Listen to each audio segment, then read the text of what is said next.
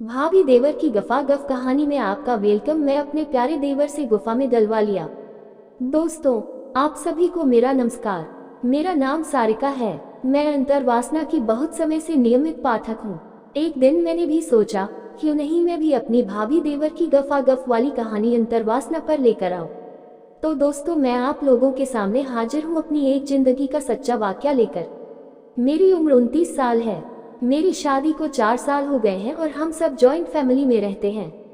यहाँ मेरे ससुर, सास, पति और एक देवर है। जब मेरी शादी हुई तो मेरे पति मुझसे बहुत प्यार करते थे, लेकिन जैसे जैसे समय बीतता गया, प्यार भी समय के साथ कम होता गया। मैं घर पर सभी के होने के बावजूद एकदम अपने आप को अकेला सा महसूस करती थी। कभी कभी तो मेरा मन बहुत उदास हो जाता था, लेकिन वहाँ एक शख्स ऐसा था जिससे मुझे हमेशा प्यार ही मिला, और वह शख्स मेरा देवर था। उसकी उम्र मात्र 22 साल थी, लेकिन उसकी बातों से कभी नहीं लगता था कि उसकी उम्र 22 साल है। वह हमेशा ऐसी बातें करता था जैसे एकदम मैच्योर इंसान हो। वह हमेशा मेरा ख्याल रखता था, मेरी हर छोटी बड़ी ख्वाहिश पूरी करने की कोशिश करता था। अपनी पॉकेट मनी में से मेरे लिए कुछ ना कुछ बाहर जाते तो लेकर आते। मैं भी धीरे धीरे उसके करीब आने लगी थी। एक बार ऐसा हुआ, मेरे पति को किसी काम से बाहर जाना पड़ा और मेरे सास ससुर भी कहीं घूमने चले गए। उन्होंने मुझसे बोला, आप दोनों अपना ख्याल रखना, हम 2-3 दिन में वापस आ जाएंगे। अब घर में सिर्फ मैं और मेरा देवर रह गए थे। शाम को मैंने वैसे ही अपना सब काम खत्म किया और रात को सोने की तैयारी करने लगी। तो मेरे देवर ने मुझसे कहा, भाभी आज रात को मैं आपके रूम में सो जाऊं क्या? मैंने भी उसे मना नहीं किया और उसको अपनी पलकें झुका इजाजत दे दी। बेड की एक तरफ वह लेट गया और दूसरी तरफ मैं लेट गई। रात को करीब 11 बजे के आसपास में सो गई, लेकिन 2 बजे के आसपास मैंने महसूस किया कि मेरे पेट पर किसी का हाथ है। मैंने देखा तो वह मेरे देवर का हाथ था। उसने मेरा शर्ट ऊपर किया हुआ था और मेरे नंगे पेट पर अपना हाथ फेर आ रहा था। मुझे अच्छा महसूस हो रहा था तो मैंने उनको कुछ नहीं बोला। वह धीरे धीरे मेरे और करीब आने लगा और अपनी एक जान को मेरी जान पर रख लिया। शायद वह भी अंदर ही अंदर जानता था कि मैं भी उसे पसंद करती हूँ और उसके करीब आना चाहती हूँ। फिर उसने अपना हाथ कमीज के ऊपर से ही मेरे गोल गोल संतरे पर रख दिया और उन्हें हल्का हल्का सा दबाने लगा। मेरे बदन में एकदम सरसराहट सी दौड़ रही थी।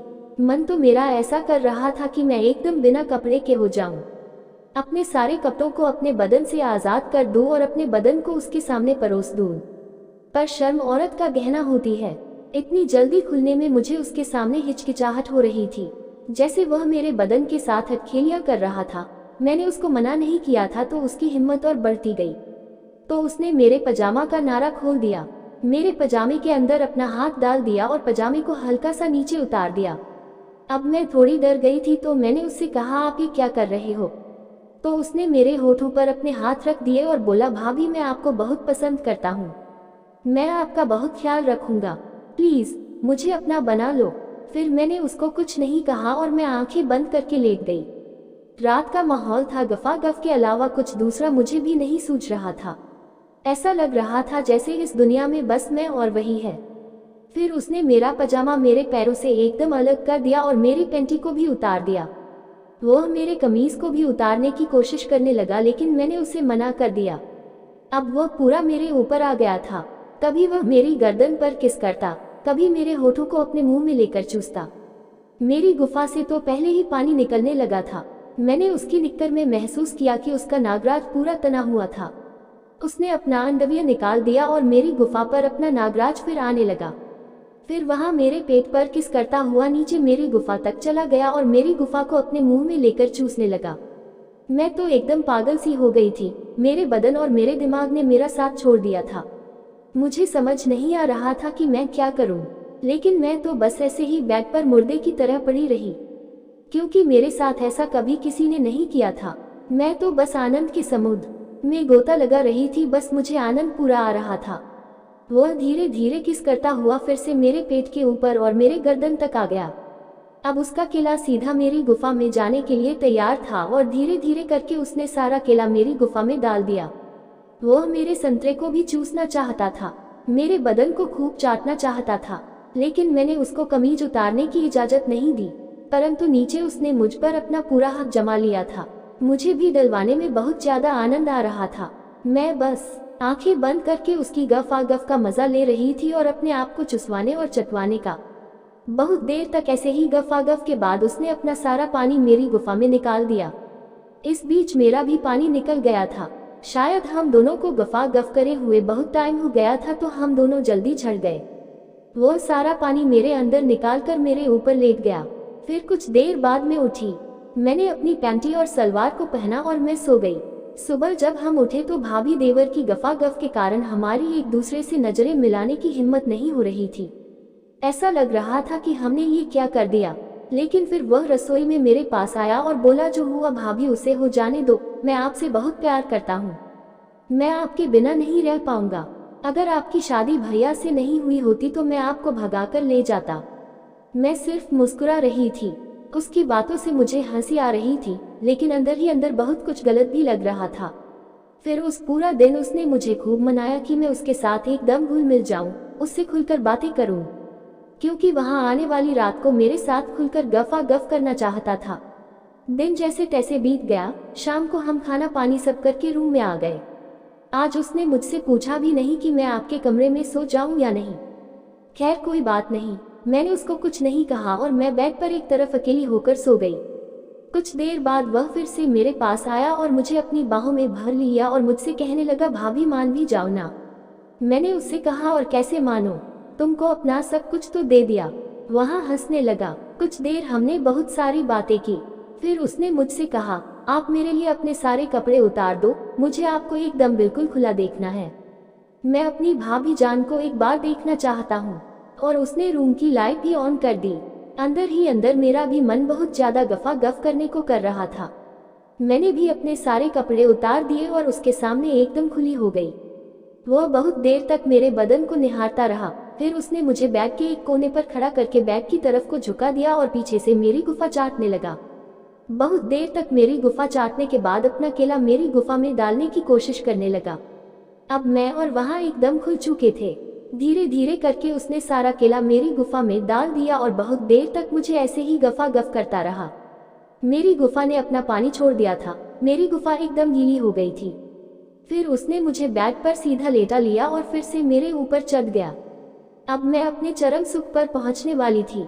मेरी गुफा से पानी निकलने वाला था। मेरा बदन एकदम अकड़ने लगा था और मैंने उसको बहुत तेज बाहों में भर लिया। उसने इतनी तेज धक्के लगाए थे कि मेरी गुफा में सारा पानी छोड़ दिया और मैं झड़ गई। बहुत देर तक ऐसे ही गफ के बाद वह बेड से नीचे उतरा और नीचे उतरकर खड़ा हो गया। उसने मुझे बुलाया और मुझे अपना केला चूसने का इशारा किया। मैं नीचे बैठकर उसके केले को चूसने लगी। मैं उसे चरम सुख देना चाहती थी। उसको इतना आनंद आ रहा था कि उसने सारा पानी मेरे मुंह में निकाल दिया। फिर हम दोनों थक कर लेट गए। कुछ देर बाद उसका केला फिर से खड़ा हो गया। फिर दोबारा उसने मुझे अपना केला चूसने को कहा। मैंने फिर से उसके केले को अपने मुंह में ले लिया और उसके केले को दबाकर चूसने लगी। उसका केला बिल्कुल सख्त हो गया। फिर उसने मुझसे घोड़ी बनने को कहा और मैं उसके लिए घोड़ी बन गई। उसने मेरे दोनों कुलों को पकड़ा और एक ही बार में अपना पूरा केला मेरी गुफा में डाल दिया।